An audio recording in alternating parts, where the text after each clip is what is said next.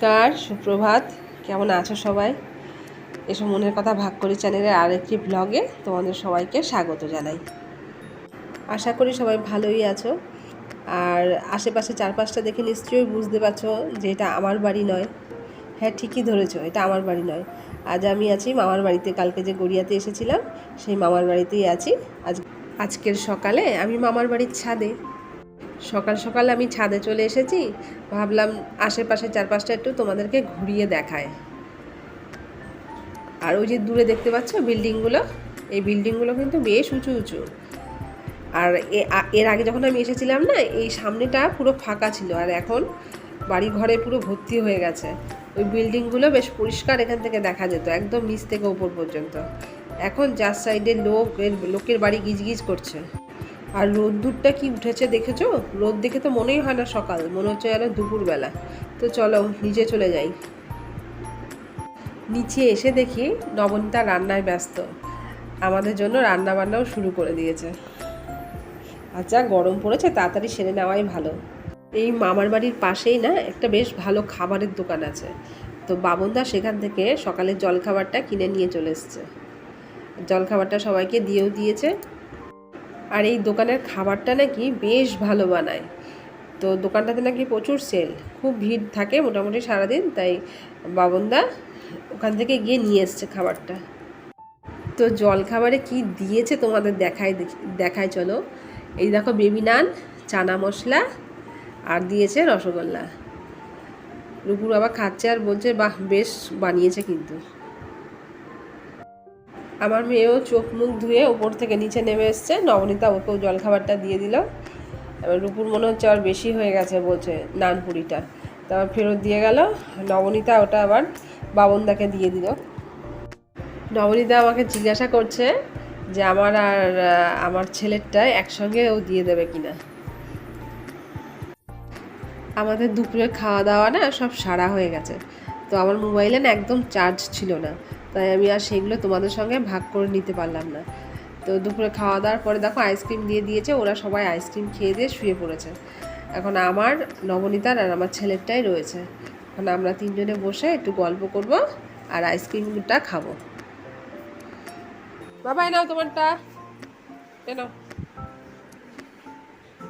খুশি দেখুন, আনন্দ আর ধরে না। মুখখানা দেখেছেন আইসক্রিম পেয়ে একেবারে। আমারটা আমি খেতে শুরু করে দিয়েছি। আর নবনীতারটা এখানে রয়েছে। ও এতটা ঠান্ডা খেতে পারে না, একটুখানি গলে গেলে আর কি, একটু নরম হলে তারপরে ও খাবে। চলো আইসক্রিমটা খেয়ে নিই। তোমাদেরকে তো খাওয়াতে পারছি না, আমি খাই। বেশ ভালো খেতে। নবনীতা তাদের খেয়ে নে না, তোরটা গলে যাচ্ছে, একদমই গলে যাচ্ছে।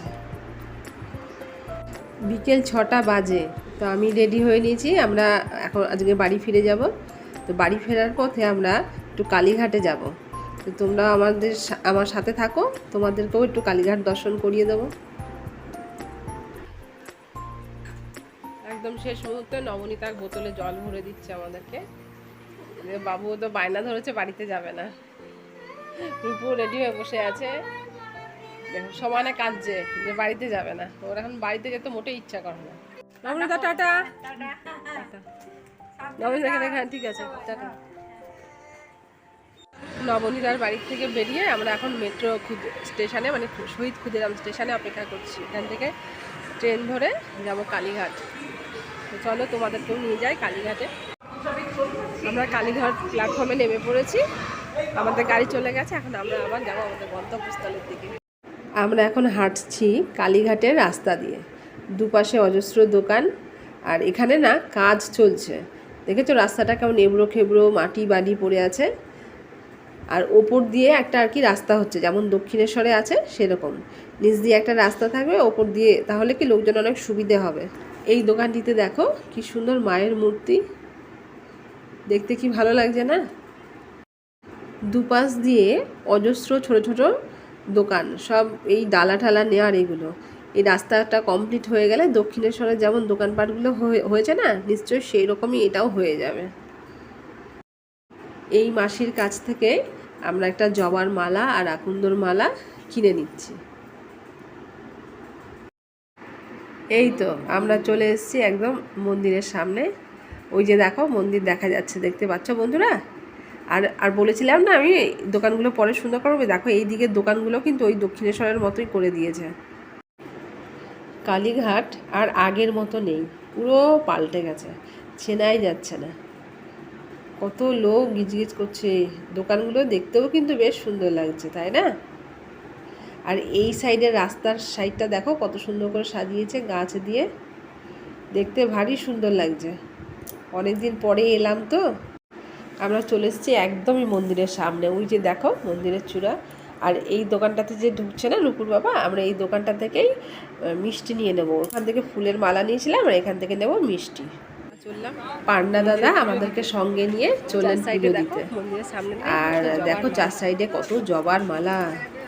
ওই তো আছে। আমরা একদম মন্দিরের দরজা দিয়ে ঢুকে যাচ্ছি, আর কি সুন্দর সানাই বাজছে না, শুনতে পাচ্ছ? আর এই সাইডে ভিখারিরা বসে আছেন। একদম আমরা মন্দিরের ভেতরে প্রবেশ করছি।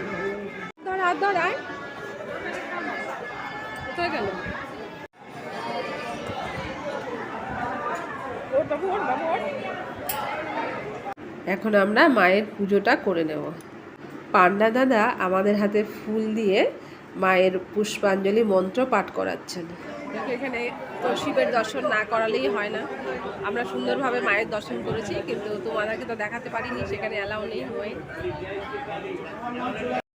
তোমাদেরকে তো মায়ের দর্শন করাতে পারলাম না, তো ভাবলাম যে পুজো তো হয়ে গেছে, এবার বাইরের থেকে আরেকবার তোমাদের মন্দিরটা দেখায়।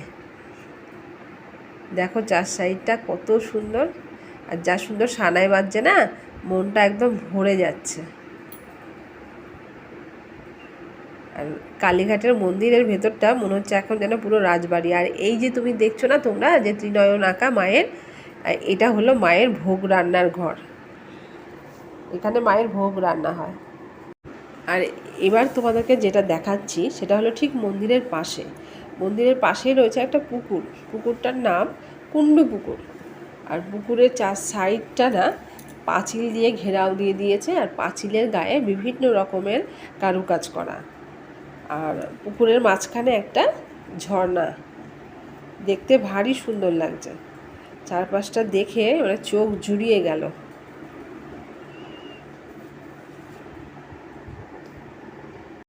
একটু কাছ থেকে তোমাদেরকে দেখাই, চলো।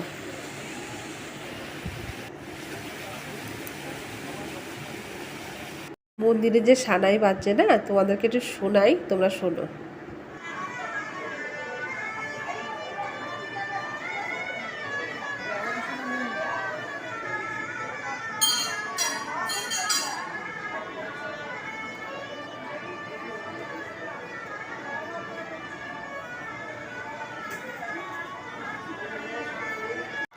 আর মায়ের মন্দিরের ঠিক এই পাশটাতে রয়েছে রাধাকৃষ্ণের মন্দির।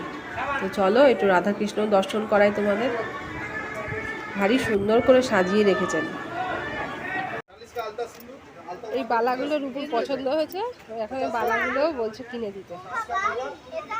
দোকানদার কাকুকে বলা হলো যে ওর হাতের মাপের দেখে একটু বেছে দিন। তো দোকানদার কাকু বাঁচতে শুরু করেছেন, দেখা যাক কোনটা পছন্দ হয়। দেখো কত শঙ্খ টঙ্খ, কত রকমারি জিনিস। আমরা এখন এই দোকান থেকে বালাটা কিনেই বাড়ির পথে রওনা দেবো। আজকের মতন কালীঘাট দর্শন এইটুকখানি। আর একবার তোমাদের মন্দিরটা লাস্টবারের মতো, তাহলে আর একবার তোমাদেরকে দেখাই মন্দিরটা, কারণ আবার কবে আসবো, কবে দেখবো, আর তোমাদের সঙ্গে আমিও দেখে নিই। মন্দিরের যে চূড়াটা দেখতে পাচ্ছ না, ওপরে যে কলসিগুলো রয়েছে, কলসিগুলো নাকি সম্পূর্ণ সোনার করে দিয়েছে। আর মায়ের যে জিভটা আছে না, জিভটাও সম্পূর্ণ সোনার করে দিয়েছে। এখানে তো দেবী সতীর জিভটাই পড়েছিল।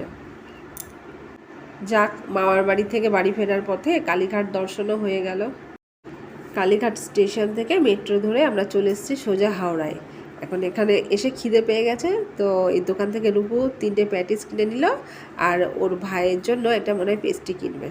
জানি না ছেলে কি খাবে, যেটা ও খাবে সেটাই ওকে কিনে দেওয়া হবে।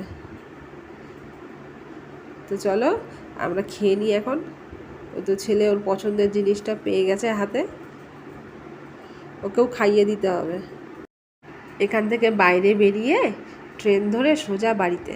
তাহলে চলো আজকের মতন আমার ভিডিওটা এখানেই শেষ করছি। তোমরা সবাই ভালো থেকো, আনন্দে থেকো, সাবধানে থেকো। ভিডিওটা ভালো লাগলে একটা লাইক শেয়ার কমেন্ট করতে ভুলো না।